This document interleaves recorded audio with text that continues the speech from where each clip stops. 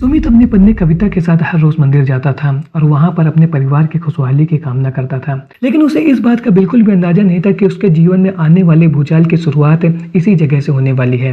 11 फरवरी को promise day था और उसकी पत्नी ने कहा कि चलो आज मैं अपने मायके लेके चलती हूँ तुमको, बहुत दिन से मैं अपने मायके नहीं गई हूँ। पर सुमित अपनी पत्नी को लेकर के अपनी बाइक से जबलपुर से मंडला के लिए निकल पड़ता है। वह रास्ते पर जा रहा था और इसी बीच में सुनसान जगह आती है।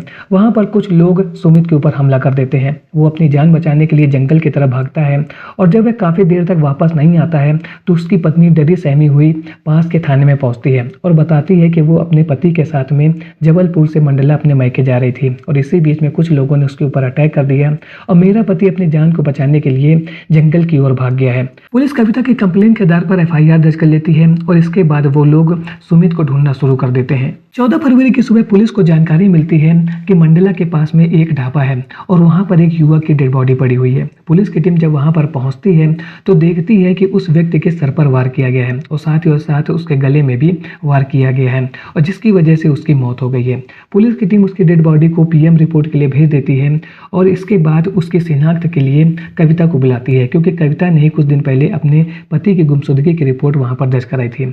यहाँ पर कविता थाने में पहुंचती है और अपने पति सुमित की डेड बॉडी को देख करके दहाड़े मार करके रोने लगती है और बताती है कि ये मेरा पति सुमित है। अब वो पुलिस वालों से कहती है कि आप लोग मेरे पति के गुनहगारों को छोड़िएगा नहीं। उन लोगों ने कितनी बुरी तरीके से मेरे पति की जीवन लीला को समाप्त कर दिया है और बहुत जोर जोर से वहां पर रोना शुरू कर देती है। पुलिस की टीम उसको कंसोल करते हैं और फिर उसे घर भेज देते हैं।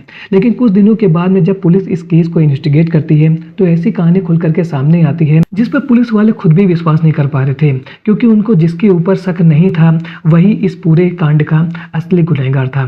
तो क्या हुआ था सुमित के साथ में, जानेंगे पूरी कहानी आगे इस वीडियो में। लेकिन आप लोगों से मेरी यही रिक्वेस्ट है कि आप वीडियो को लाइक और चैनल को सब्सक्राइब जरूर कर लें क्योंकि ऐसे इंटरेस्टिंग और रियल कहानियां मैं आप लोगों के लिए हर रोज लेकर के आता हूँ। तो चलिए वीडियो को शुरू करते हैं विस्तार से। पुलिस की टीम सुमित के केस का इन्वेस्टिगेशन करना शुरू करती है और सबसे पहले उसकी पत्नी कविता से बातचीत करती है और उससे पूछती है कि आपको किसी के ऊपर शक है। तो वो यही कहती है कि मेरे पति बहुत सीरियस आदमी थे, रोज हम लोग मंदिर आते जाते थे और उनका किसी से किसी भी तरीके का कोई भी लड़ाई झगड़ा नहीं था। तो पुलिस को यहाँ पर यही लग रहा था कि शायद ये पूरा जो मामला है वो लूटपाट की वजह से किया गया है, लेकिन उन्होंने हार नहीं मानी थी। पुलिस ने जबलपुर से मंडला के बीच के रास्ते में जितने भी CCTV फुटेज थे उनको चेक करना शुरू किया। तो एक CCTV फुटेज में कविता अपने पति सुमित के साथ में बाइक में जाती हुई दिखाई देती है और उसके कुछ ही देर के बाद उनको वहां से एक और बाइक जाती हुई दिखाई दी। इस बाइक को चलाने वाले व्यक्ति ने अपना चेहरा ढका हुआ था और साथ ही साथ इसने अपनी बाइक में एक बैट भी लगाया हुआ था। पुलिस की टीम ने जब इस व्यक्ति की बाइक को ट्रेस किया और इसके RC नंबर से इसके मालिक के बारे में पता किया तो पता चला कि यह व्यक्ति सूर्यकांत है जो एक मंदिर में पुजारी है। तो पुलिस को ऐसा लगा कि एक पुजारी इस तरीके से अपना चेहरा ढक करके क्यों जाएगा और उसने अपनी बाइक में एक बैट भी लगा रखा था।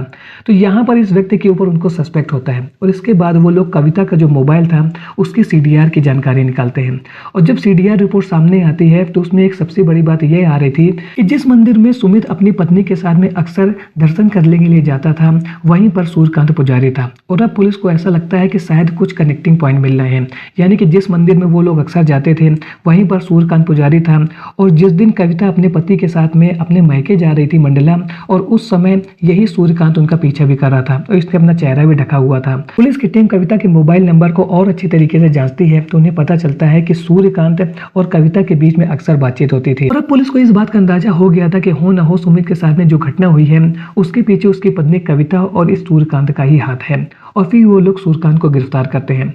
जब वो सूर्यकांत से पूछताछ करते हैं तो वो यही कहता है कि मेरा इनसे कुछ भी लेना देना नहीं है, ये लोग मंदिर में दर्शन करने के लिए आते थे। हाँ, मैं कविता को अच्छे तरीके से जानता हूँ क्योंकि सुमित जब भी यहाँ पर आता था तो वो अपनी पत्नी के साथ में आता था और उसी ने मेरी जान पहचान कविता से कराई थी, लेकिन मेरा उससे किसी भी तरीके का कोई भी रिलेशन नहीं है। लेकिन जब पुलिस की टीम 11 फरवरी की शाम का वो CCTV फुटेज उसको दिखाती है और बताती है कि ये जो बाइक है वो तुम्हारी है और हमने इस बात की जानकारी कर ली है कि उस दिन तुम ही थे वहां पर जो इन लोगों का पीछा कर रहे थे। तो जब इस तरीके के पुख्ता सबूत पुलिस की टीम सूर्यकांत के सामने रख देती है तो वो बहुत देर तक पुलिस को घुमा नहीं पाता है और अपने कविता के साथ में जो उसके रिलेशन थे उसकी पूरी कहानी खोल करके पुलिस के सामने रख देता है। सूर्यकांत के गिरफ्तार होते ही और उसका अपना जुल्म कबूल करने के बाद में पुलिस ने तुरंत कविता को गिरफ्तार कर लिया और फिर इन दोनों को आमने सामने बैठा करके जब इनसे पूछताछ की, इन दोनों ने ऐसी कहानी पुलिस के सामने खोल करके रखी जो एक फिल्मी स्क्रिप्ट से कम नहीं थी। कविता ने बताया कि वो अपने पति सुमित के साथ में अक्सर मंदिर जाती थी और वहीं पर उसकी मुलाकात हुई थी सूर्यकांत से। सूर्यकांत से पहली बार जो मुलाकात कराने वाला था वो कोई और नहीं बल्कि उसका पति सुमित था। और धीरे धीरे सूर्यकांत और कविता के बीच में बातचीत का सिलसिला शुरू होता है।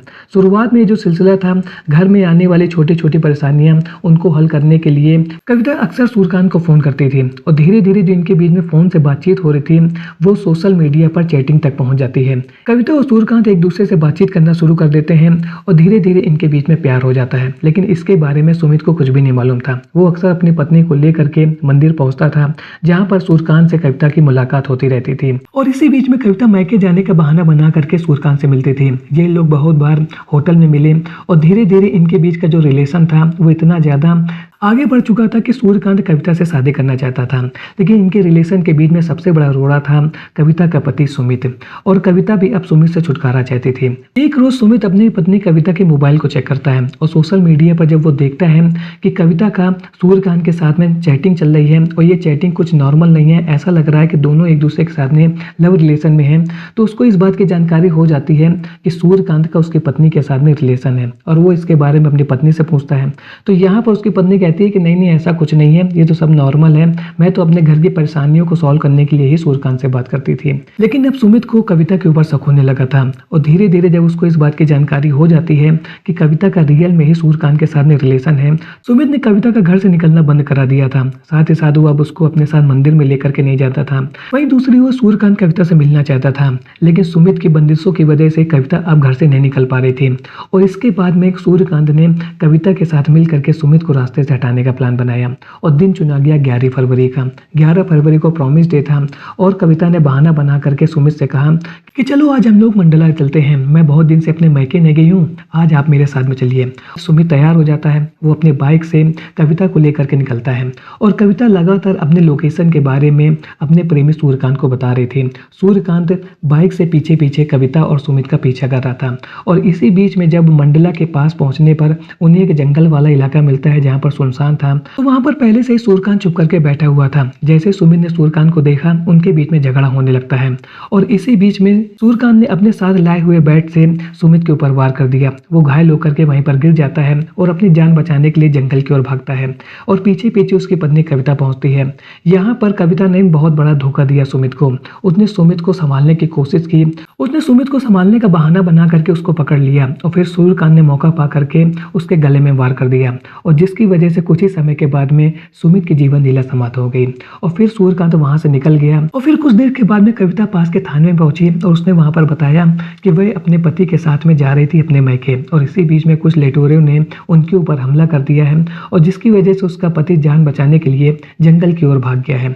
पुलिस की टीम जब कविता की बताई हुई जगह पर पहुंचती है तो वहां पर उन्हें सुमित नहीं मिलता है और फिर 14 फरवरी को उन्हें इस बात की जानकारी होती है कि मंडला के पास में एक ढाबा है और जहां पर एक युवक की डेड बॉडी पड़ी हुई है और ये डेड बॉडी किसी और की नहीं बल्कि सुमित की थी। पुलिस की टीम ने सुमित की पत्नी कविता और उसके प्रेमी सूर्यकांत को गिरफ्तार कर लिया है और अब इनको जेल भेजने की तैयारी कर ली गई है। तो आज के वीडियो में आपने देखा कि कैसे कविता ने मंदिर जैसे पवित्र स्थान से ही अपने पति को धोखा देना शुरू कर दिया और उसने अपने प्रेमी के साथ मिल करके इस तरीके की घटना को अंजाम देते समय इस बात के बारे में भी नहीं सोचा कि उसकी 2 महीने की बेटी का क्या होगा। तो कविता जैसी महिलाओं के बारे में आप लोगों का क्या कहना है, इसके बारे में कमेंट सेक्शन में जरूर बताएं। मिलता हूँ ऐसे एक और नए इंटरेस्टिंग वीडियो में, तब तक के लिए थैंक्स फॉर वॉचिंग।